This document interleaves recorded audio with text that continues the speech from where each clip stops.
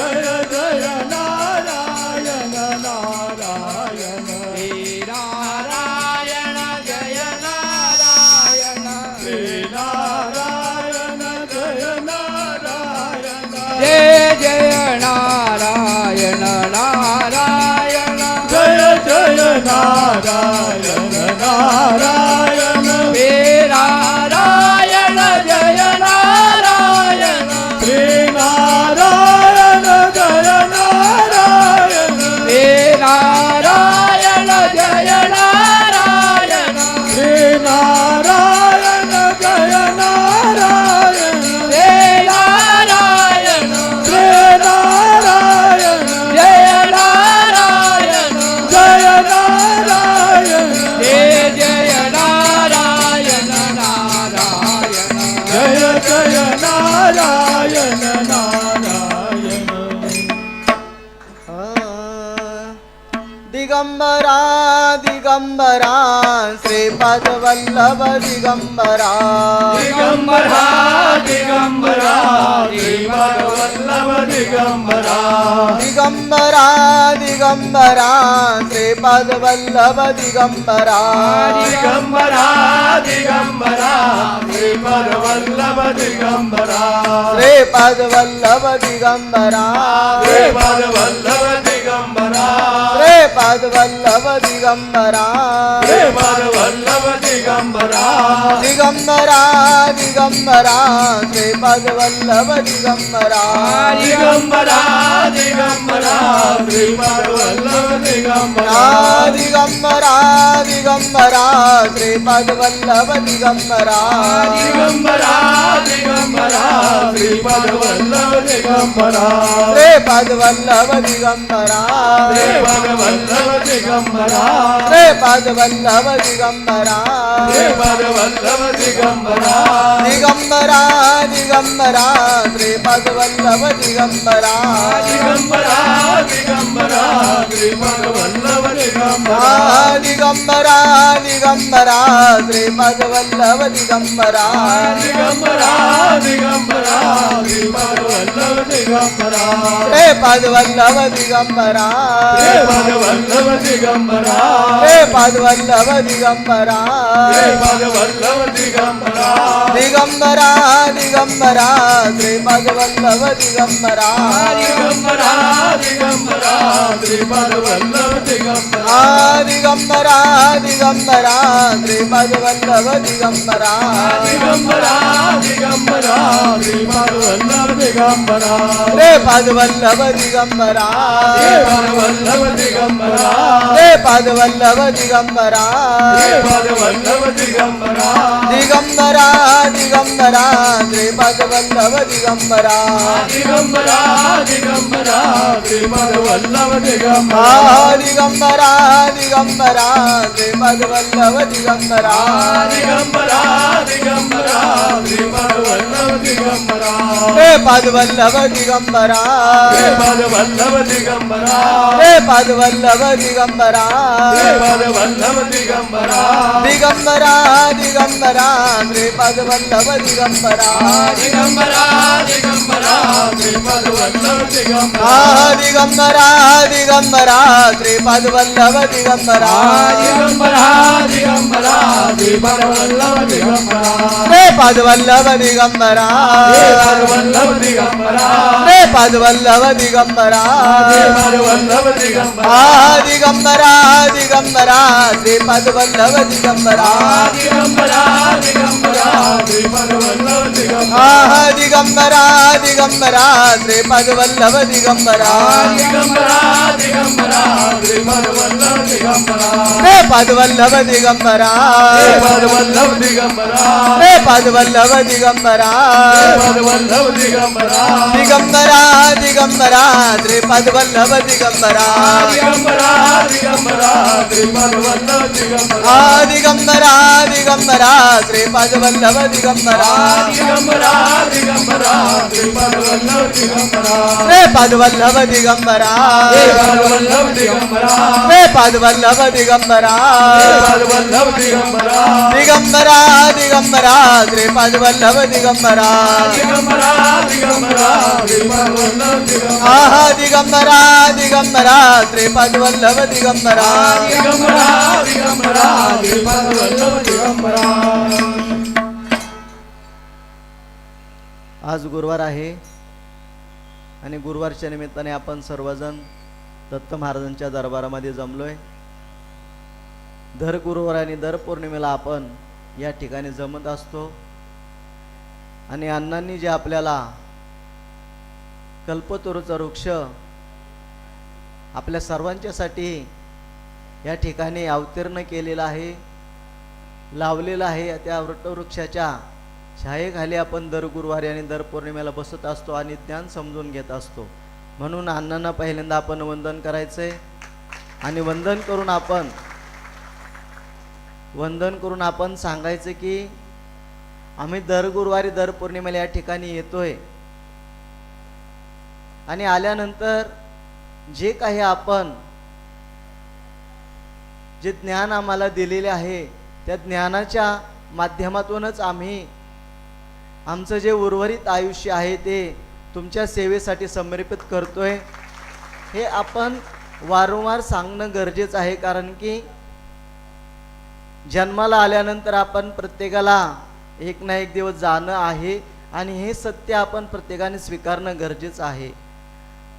आणि आपण त्यालाच घाबरतो आणि घाबरल्यामुळं आपण सगळ्या या मायामोहाच्या मागे लागून प्रत्येकजण अपेक्षा ठेवतो की बाबा मला कधी दुःख भोगावं लागू नये, मला कधी यातना भोगाव्या लागू नयेत. हा प्रत्येकजण परमेश्वराला मागत असतो आणि हा अट्टहास प्रत्येकाचा असतो. आणि हा अट्टहास व्यर्थ असून आपण त्यासाठी वेळ न घालवता नको त्या गोष्टी परमेश्वराला मागण्यापेक्षा आपल्याला जे खरं काही पाहिजे ते जर आपण परमेश्वराला मागितलं तर खऱ्या अर्थाने आपण नारायणपूरला आले सार्थक होणार आहे.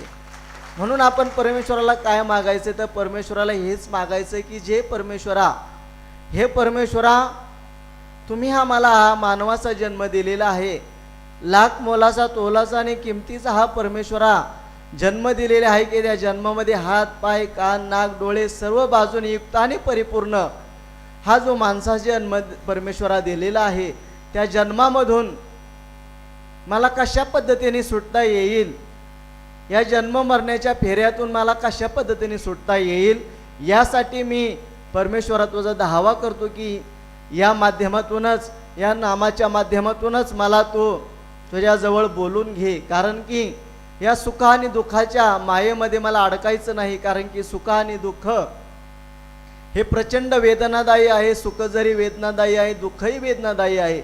म्हणून मला या कशातच अडकायचं नाही, मला परमेश्वर तुझ्या जवळ बोलून घे हे आपण परमेश्वराला मागायचं. पण आपण हे मागत नाही. आपण काय मागतो उलट,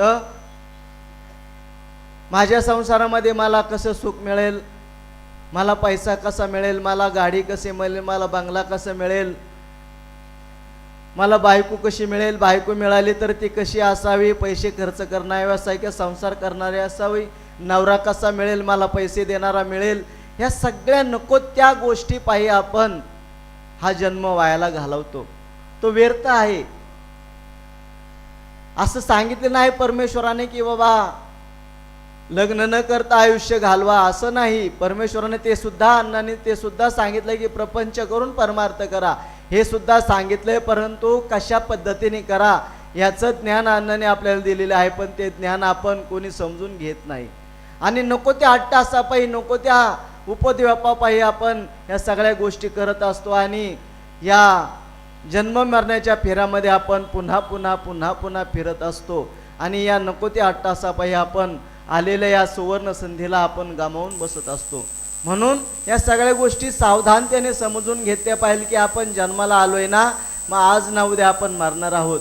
मग मरणार आहोत, मग याची आपल्याला जाणीव असणं गरजेचं आहे, याचं आपल्याला भान असणं गरजेचं आहे की आपण किती दिवसासाठी या पृथ्वी तलावर आलोय, कितीच दिवसासाठी आपण आलोय आणि मग आपण आल्यानंतर काय करतोय. निम्म आयुष्य तर आपण झोपण्यातच घालवतोय, निम्म आयुष्य झोपण्यात गेले, निम्म आयुष्य बालपणात गेले, निम्म आयुष्य तारुण्यात गेले, राहिलेलं प्रपंचात गेले. मग आपण कशासाठी परमेश्वराचं नाम कधी घेणार, परमेश्वराचं नामस्मरण कधी करणार याचं आपल्याला कधी भान आहे का.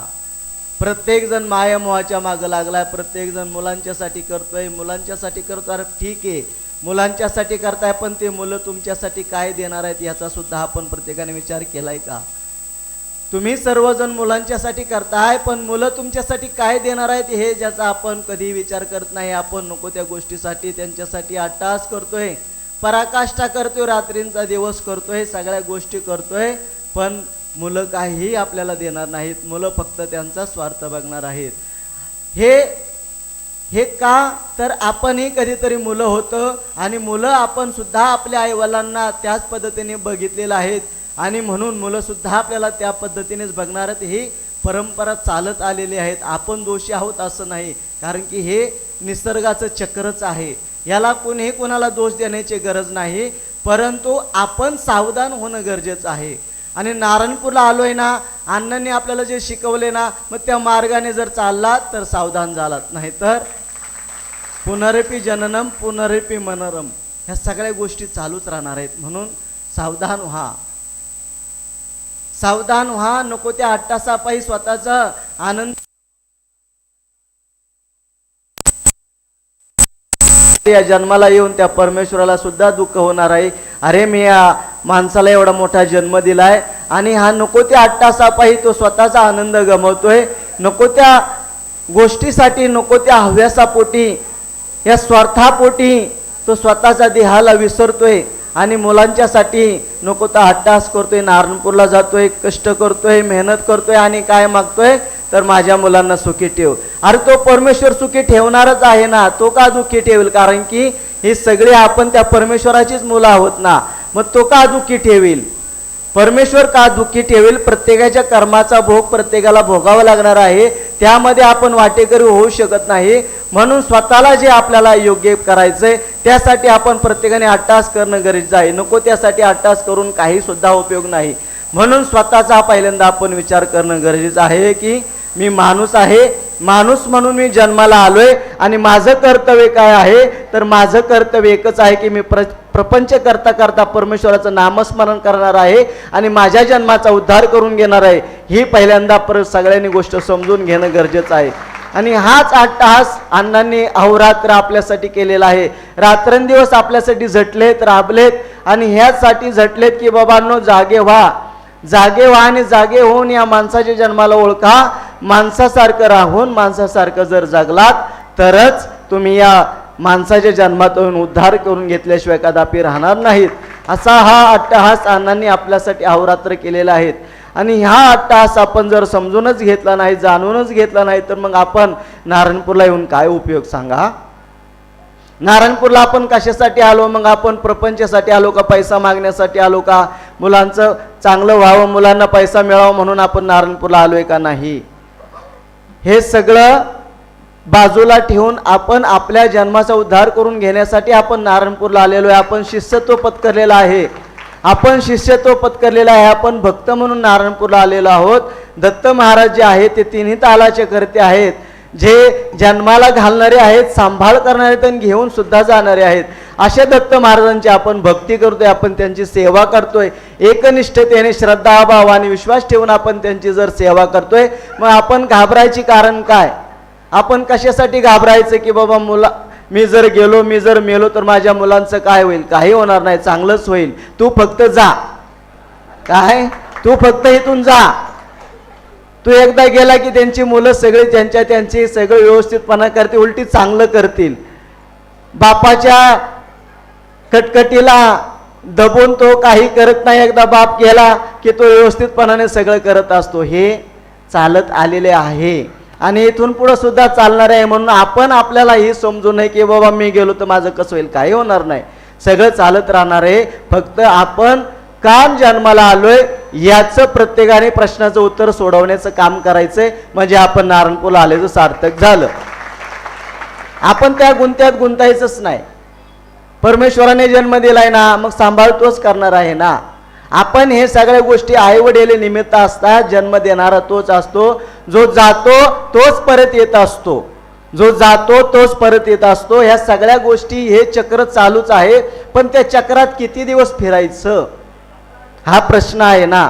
किती दिवस फिरायचं? त्या फिरण्याला सुद्धा काहीतरी मर्यादा आहेत ना. आपण आपल्याला सुद्धा लाजलं पाहिजे ना की किती दिवस परमेश्वराला आपण त्रास द्यायचा, किती दिवस परमेश्वराला आपण दुखणं सांगायचं, गाऱ्हाणी सांगायचे की बाबा माझं असं हो दे, माझं तसं हो दे. परमेश्वराला काही मागायचंच नाही, फक्त त्यांची सेवा करा, म्हणजे तुमच्या जीवनाचा उद्धार झाल्याशिवाय कदापि राहणार नाही. हेच मागणं ना. पण आपण त्या उलट मागत असतो आणि आपण दुःखाला बळी पडत असतो. म्हणून कितीही कसा जरी माणूस असला, कितीही अण्णांच्या जवळ असला, कितीही काय असला, पण त्याला मोह काय सुटत नाही. म्हणून त्या मोहातून बाजूला पडणं गरजेचं आहे. अरे जागे व्हा, क्षण हा मृत्यूच्या जवळ आपण चाललोय, क्षणाक्षणाने आपण मृत्यूच्या जवळ चाललोय, त्याला ओळखणं गरजेचं आहे. वायाला व्यर्थ जन्म घालू नका. प्रत्येक जण कुणीही असू द्या, वायाला जन्म घालू नका. क्षण ना क्षण परमेश्वराच्या नामामध्ये घालवा. क्षण ना क्षण परमेश्वराच्या नामामध्ये घालवला तरच खऱ्या अर्थाने आपण अण्णांचे शिष्य आणि अण्णांचे भक्त झाल्याचं सार्थक होणार आहे. म्हणून या सगळ्या गोष्टी समजून घ्या, जाणून घ्या. परमेश्वराच्या नामामध्ये एकरूप व्हा. प्रपंच आनंदामध्ये, मस्तीमध्ये, रंगामध्ये, ढंगामध्ये करा. असं सांगितलं नाही की सगळं सोडून द्या, नामामध्ये राहा. अण्णांनी वारंवार सांगितलं की अरे तुम्ही प्रपंच करा, व्यवस्थितपणाने करा, पण प्रपंच करता करता जो वेळ मिळतोय त्या वेळामध्ये वेळ वायाला न घालवता परमेश्वराच्या नामामध्ये राहा, अखंड नामामध्ये राहा, त्या आनंदामध्ये राहा. त्या जर आनंदामध्ये राहिला तर तुमचा प्रपंच असाच चांगल्या पद्धतीने सुटल्याशिवाय राहणार नाही.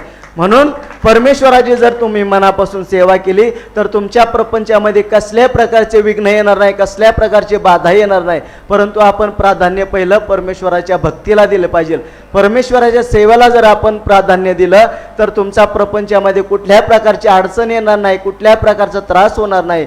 म्हणून प्राधान्य भक्तीला जर दिलं तर काही सुद्धा अडचण येणार नाहीत. म्हणून ह्या सगळ्या गोष्टी समजून घेणं काळाची गरज आहे. जर तुम्ही चांगल्या पद्धतीने राहिलात, चांगल्या पद्धतीने वागलात तर तुमची मुलं सुद्धा चांगल्या पद्धतीने घडतील, चांगल्या पद्धतीने होतील. आणि चांगल्या पद्धतीने मुलं तुमची जर घडली तर तुम्हाला मुलांच्यासाठी काय करायची गरज राहणारच नाही.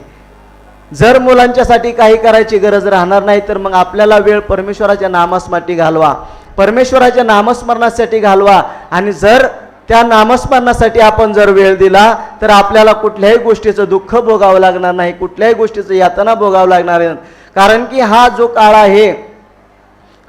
आहे तो संस्काराने बिघडलेला आहे. कारण की प्रत्येकाला या पैशाच्या पायी संस्कार मुलांच्यावर घडत नाहीत आणि संस्कार न घडल्यामुळं आपल्याला हे दुःख भोगावं लागत आहेत. मग कोणाची मुलं शिक्षण घेत नाहीत, शिक्षण घेतली तर ते योग्य पद्धतीने त्यांचे संस्कार नसल्यामुळे ते आईवडिलांना समजत नाहीत, आईवडिलांना सांभाळ करत नाहीत.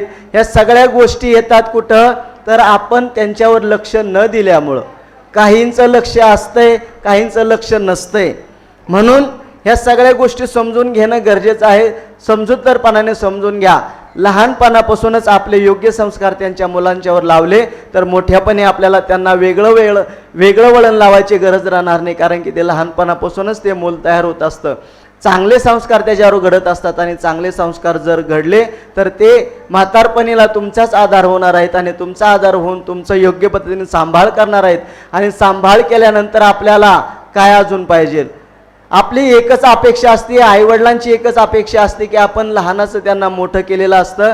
तारुण्यामध्ये आपल्याला गरज नसते, पण जसं जसं वय म्हातारं होतं तसं मुलांची गरज असते, मुलांची गरज असते. म्हणून आपण सुद्धा सुज्ञपणाने लहानाचं त्यांना मोठं करायचं असतं, योग्य संस्कार द्यायचे असतात. योग्य संस्कार आपण जर दिलं त्यांना तरच ते आपल्याला म्हातारपणी उपयोगी येणार आहेत, म्हातारपणी आपल्याला आधार देणार आहेत. आणि जर आपणच त्यांना लहानाचं मोठं करत असताना आपण योग्य संस्कार, योग्य प्रेम त्यांना दिलं नाही तर ते सुद्धा तुमच्याकडे बघणार नाहीत. म्हणून या सगळ्या गोष्टी समजून घेणं गरजेचं आहे की आपण चांगल्या पद्धतीने त्यांच्यावर संस्कार करा, चांगल्या पद्धतीने त्यांना घडवा, त्यांचे विचार चांगले घडवा, त्यांचे आचार चांगले घडवा. आपण ज्या समाजामध्ये राहतो, ज्या आपण वातावरणामध्ये राहतो त्या वातावरणामध्ये सुद्धा आपण योग्य पद्धतीने त्यांच्यावर संस्कार केले तरच त्यावेळेस आपण खऱ्या अर्थाने पालक म्हणून योग्य पद्धतीचे असो. आणि जर आपण योग्य पद्धतीने त्यांच्यावर संस्कार केले नाही तर पालक म्हणून आपण थोडेसे कमी ठरू. म्हणून आपण त्याच पद्धतीने समजून घ्यायचं की आपण या परमेश्वराने जो आपल्याला जन्म दिलेला आहे तो सुद्धा आपला पालकच आहे, तो सुद्धा आपला पालकच आहे. आणि जर आपण या जन्माला येऊन योग्य पद्धतीने ते वागणूक जर आपली ठेवली नाही तर ते सुद्धा दुःख त्या परमेश्वराला होणार आहे. म्हणून आपण समजून घ्या की आपण हा माणसाचा जन्म दिलेला आहे, या जन्मामध्येच सगळ्या काही गोष्टी आपल्याला प्राप्त करून घ्यायच्यात. म्हणून जो काही काळ राहिलेला आहे, जो काही काळ आपल्याला परमेश्वराने दिलेला आहे, त्या काळामध्ये अखंड परमेश्वराचं नामस्मरण करा. जेवढा वेळ मिळेल तेवढा वेळ परमेश्वराच्या नामामध्ये घालवा, अखंड सेवेमध्ये घालवा, म्हणजे आपल्या जीवनाचा उद्धार झाल्याशिवाय कदापि राहणार नाही. या सगळ्या गोष्टी समजून घ्या, जाणून घ्या आणि प्रत्येकाने आपल्या जीवनाची वाटचाल करा. त्याप्रमाणे सगळ्या गोष्टी करा. आता भजनासाठी सर्वांनी सज्ज राहा.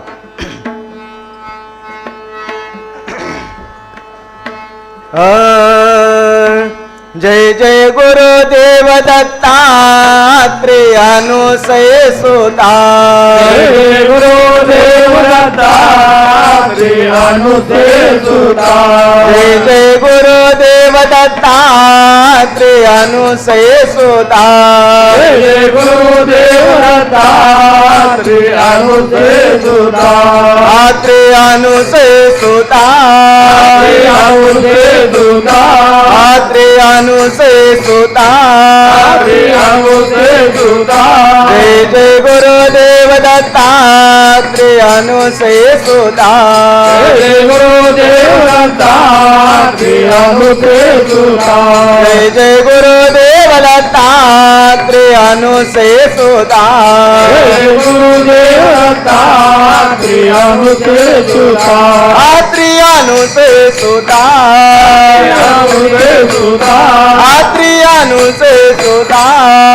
अनुसय सुता. जय जय गुरुदेव दत्तात्रेय अनुसय सुता. जय गुरुदेव दत्तात्रेय अनुसय सुता. जय जय गुरुदेव दत्तात्रेय अनुसय सुता. जय गुरुदेव दत्तात्रेय अनुसय सुता. आत्रेय अनुसय सुता. अनुसय सुता. आत्रेय अनुसय सुता. अनुसय सुता. जय जय गुरुदेव दत्तात्रेय अनुसय सुता. जय गुरुदेव दत्तात्रेय अनुसय सुता. जय जय गुरुदेव दत्तात्रेय अनुसय सुता. जय गुरुदेव दत्तात्रेय अनुसय सुता. आत्रेय अनुसय सुता. अनुसय सुता. आत्रेय अनुसय सुता. अनुसय सुता. जय जय गुरुदेव दत्तात्रेय अनुसय सुता. जय गुरुदेव दत्तात्रेय अनुसय सुता. जय जय गुरुदेव दत्तात्रेय अनुसय सुता. जय गुरुदेव दत्तात्रेय अनुसय सुता.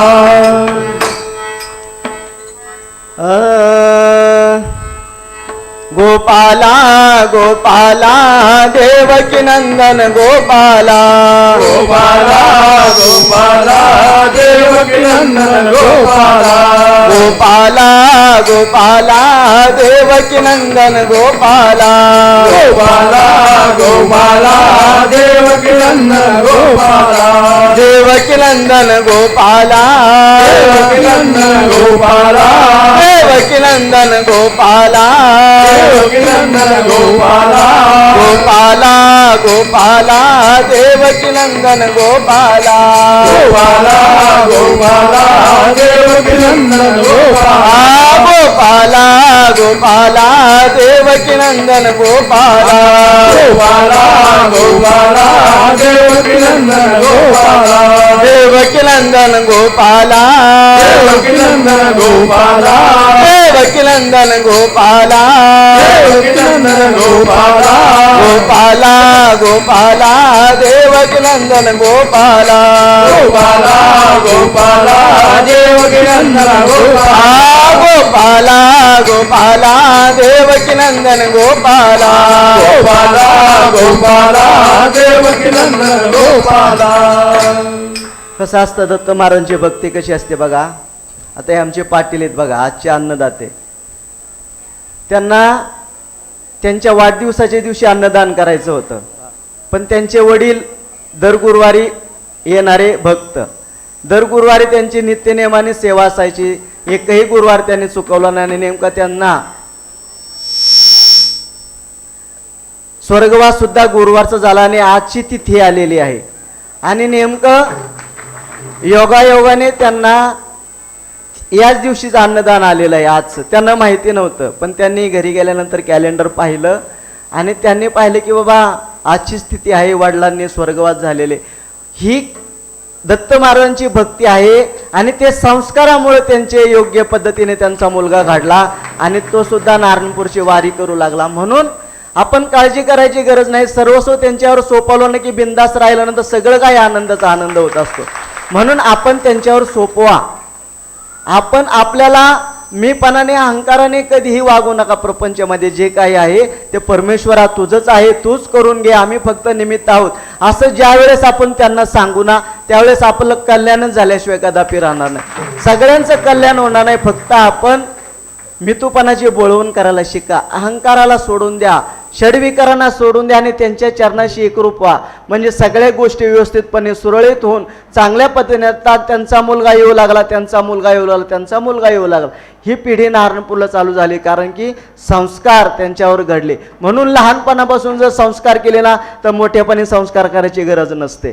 म्हणून त्यांचे वडील नारायणपूरला येत होते, म्हणून त्यांचा मुलगा सुद्धा त्या संस्कारातून घडला आणि त्यांना योग्य विचार सुचले आणि नारायणपूरला अन्नदान केले. दर गुरुवार ते सुद्धा येतात. म्हणून हे आपण ज्यावेळेस लावू त्यावेळेस उगवणार आहे.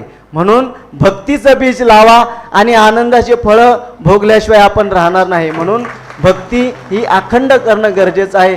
श्रद्धा ठेवून ठेवा, विश्वास ठेवून करा. आपल्याला काही ज्या अडचणी काय असतील येऊ द्यात, अडचणी येत नाही येऊ द्यात. त्या अडचणी त्या हळूहळू दत्त महाराज त्यातून मार्ग काढतील ना, परंतु आपण त्यांना समर्पण व्हा, आपण त्यांच्या चरणाशी समर्पण व्हा. ज्या काही अडचणी असतील, कमी जास्त असेल, इकडं तिकडं होत असेल, घाबरून जाऊ नका. त्याला घाबरायची काही सुद्धा आवश्यकता नाही. ते जे काही होत असतं ते योग्यच होत असतं. आपण फक्त ते आपण दिसत नाही आपल्याला. आपले जे कर्मभोग असतात ते कर्मभोग आपले कमी होत असतात. मग दुःख आलं, जरी आपण दुःख आलं तरी आपण नाराज होऊ नये आणि सुख आलं तरी आपण आनंदी होऊ नये. जे काही आहे ते परमेश्वरा तुझंच आहे, तोच देणार आहे ना, तोच घेणार आहे. फक्त आपण मनापासून त्यांची सेवा करा, श्रद्धा ठेवा, विश्वास ठेवा. मग तुमच्या जीवनाचं कल्याण झाल्याशिवाय कदापि राहणार नाही. या सगळ्या गोष्टी समजून घ्यायचंय आणि एकदा अण्णांचं आपण मनापासून भजन करू. नारायण नारायण श्री गुरु नारायण नारायण नारायण नारायण नारायण श्री गुरु नारायण नारायण नारायण नारायण नारायण श्री गुरु नारायण नारायण नारायण नारायण नारायण श्री गुरु नारायण नारायण नारायण श्री गुरु नारायण नारायण नारायण नारायण नारायण नारायण श्री गुरु नारायण नारायण नारायण नारायण नारायण अण्णा नारायण नारायण नारायण नारायण नारायण नारायण नारायण नारायण श्री गुरु नारायण नारायण नारायण नारायण नारायण श्री गुरु नारायण नारायण नारायण नारायण नारायण श्री गुरु नारायण नारायण नारायण नारायण नारायण श्री गुरु नारायण नारायण नारायण श्री गुरु नारायण नारायण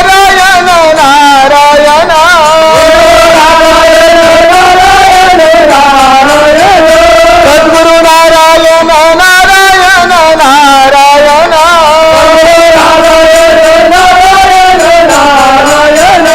अण्णा नारायण नारायण नारायण नारायण नारायण नारायण नारायण नारायण श्री गुरु नारायण नारायण नारायण नारायण नारायण श्री गुरु नारायण नारायण नारायण नारायण नारायण श्री गुरु नारायण नारायण नारायण नारायण नारायण श्री गुरु नारायण नारायण नारायण श्री गुरु नारायण नारायण नारायण नारायण नारायण नारायण श्री गुरु नारायण नारायण नारायण नारायण नारायण नारायण नारायण नारायण श्री गुरु नारायण नारायण नारायण नारायण नारायण श्री गुरु नारायण नारायण नारायण नारायण नारायण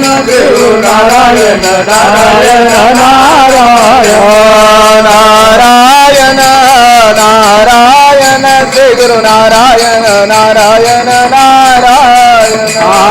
नारायण नारायण श्री गुरु नारायण नारायण नारायण नारायण श्री गुरु नारायण नारायण नारायण नारायण नारायण श्री गुरु नारायण नारायण नारायण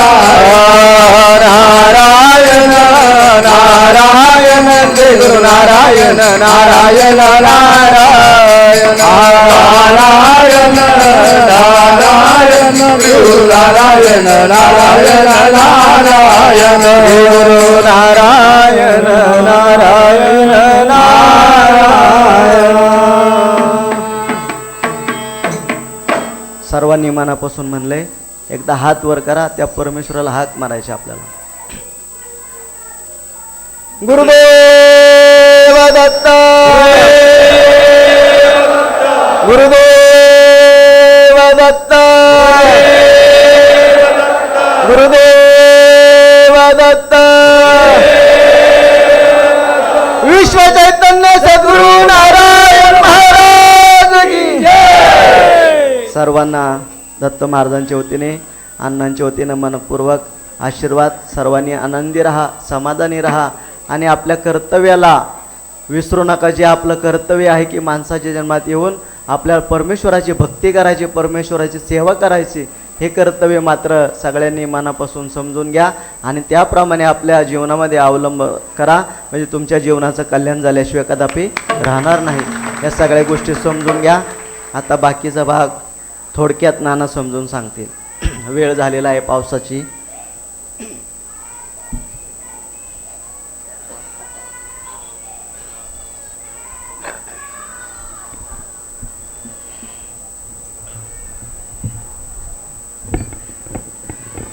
आज गुरुवार आहे आणि गुरुवाराच्या निमित्त आपण सर्व मंडळी जमलेले आहोत. आपले चारिधामाचे विश्वकर्ते, आपल्या सर्वांचे मार्गदर्शक आणि सर्वांच्या आयुष्याचं कल्याण करणारे वंदनीय अण्णा महाराजांना वंदन करून आपण आपल्या कार्याला सुरुवात करूया. आज गुरुवार आहे आणि आजच्या गुरुवारचं अन्नदान भीमराव दौलत पाटील यांच्या स्मरणार्थ शिवराम भीमराव पाटील वालेकरवाडी चिंचवड यांनी केलेलं आहे आणि अण्णांच्या कुटुंबियांना सुखाने समजावून आशीर्वाद द्यायचा आहे. आता महाराजांनी सांगितलं यांचे वडील येत होते आणि त्यांच्या ते येऊ लागले त्याने, पण योगायोगाने त्यांच्या वडिलाचं आज वर्षश्राद्ध आहे आणि त्या दिवशी अन्नदान होतं आहे. म्हणजे भाग्यवंता घरी भजन कीर्तन, त्याप्रमाणे आजच्या या गुरुवारचं अन्नदान करणारे आमचे पाटील यांना आणि यांच्या कुटुंबियांना पुन्हा दाटून टाळ्यावर आशीर्वाद द्यायचा आहे. श्रीपाद श्रीपाद वल्लभ श्री श्रीपाद वल्लभ श्री गुरुदेव श्रीपाद वल्लभ श्री गुरुदेव श्रीपाद वल्लभ श्री गुरुदेव दत्त श्रीपाद वल्लभ श्री गुरुदेव. गुरुदेव. धन्यवाद. पुन्हा टाळून आशीर्वाद द्यायचा आहे. आनंदासारखं पुण्य नाही. दानात दान, श्रेष्ठ दान, अन्नदान. दानात दान, श्रेष्ठ दान, आनंददान म्हणून आनंदानासारखं पुण्य नाही. याकरता सर्वांना आपण नम्र विनंती आहे. आपल्या पुढील पौर्णिमा जी आहे, ज्येष्ठ पौर्णिमा, वट सावित्रीची पौर्णिमा, तिचा वार आहे मंगळवार. तारीख आहे 10/6/2025. या दिवशी आपली पौर्णिमा, याची नोंद घ्या. आता महाराजांनी प्रवचन सांगितलं त्याप्रमाणेच आपण आज काय करावं, काय खावं, काय खाऊ नये, काय संगत धरावी, ह्याच्याबद्दल आपण आता सांगितलेलंच आहे. थोडक्यामध्ये सांगतो. आपण माणसाने कसं वागावं आणि कसं राहावं हे माणसांना सांगावं लागतं. संगती पंगती चांगल्या जरा संगतीने घडतं. संगती पंगतीने कसं होतं, संगत ही फार फार महत्त्वाची आहे. राजा दशरथ होता आणि दशरथ राजाला शिकारीचं वेड होतं.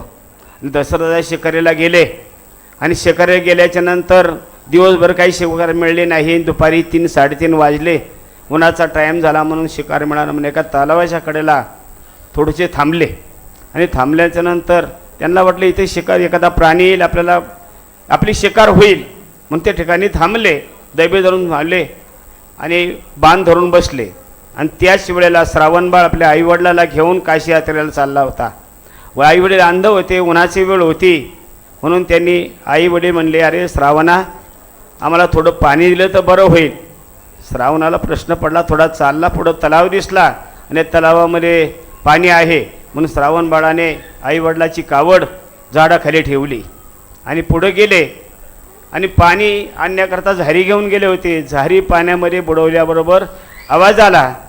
दशरथाला वाटलं कोणतरी प्राणी आला, मग त्यांनी तिकडं बाण धरला होता.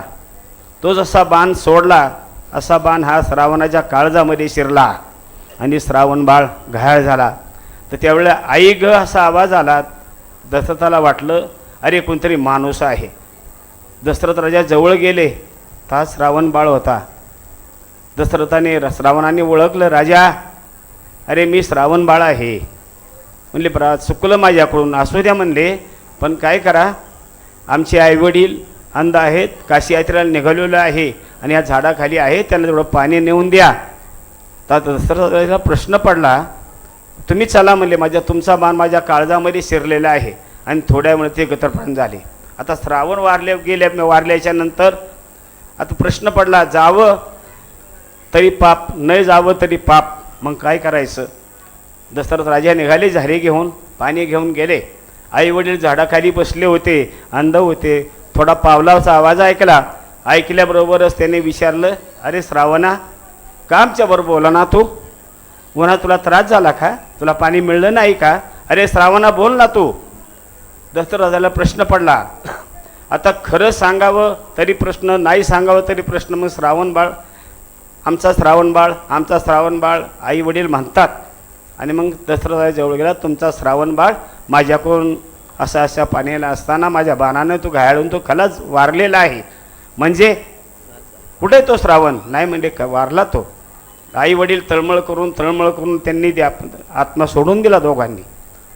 श्रावणाला गेला, आई वडील गेले, पण जाताना आई आणि वडिलांनी त्यांना सांगितलं, अरे दशरथा, आम्हाला आमच्या मुलाचा घोष करून मारावं लागलं, श्रावण बनून, तसं तुला सुद्धा राम करून सुद्धा मारावं लागल. मग दशरथाला राम सुद्धा शेवट पाणी पाजताना, तसं वाईट कृत्य करू नका, चांगले कृत्य करा, चांगली संगत धरा, चांगली पंगत धरा. हे नारायणपूर क्षेत्र अण्णा महाराजांनी उभं केलेलं आहे. दत्त महाराज गाणगापूर इथं आणून ठेवलेलं आहे. हे देव, हा कल्पवृक्ष आहे, हा कल्पवृक्ष आहे. आणि या कल्पवृक्षात तुम्ही बसलेले आहात. बोललं असंच होतं, हे प्रत्येकाला अनुभव आहेत म्हणून तुम्ही येताय. माता भगिनी आहे, सर्वांना आहेत, लहान मुलांना सांगायचे, चांगल्या संगती पंगती धरा. आणि रोज तुम्ही दर गुरुवारी नारायणपूर येता, त्यावेळेला तुम्ही शुद्ध शाकाहारी बना. तुमचं कल्याण झाल्याशिवाय 100% राहणार नाही.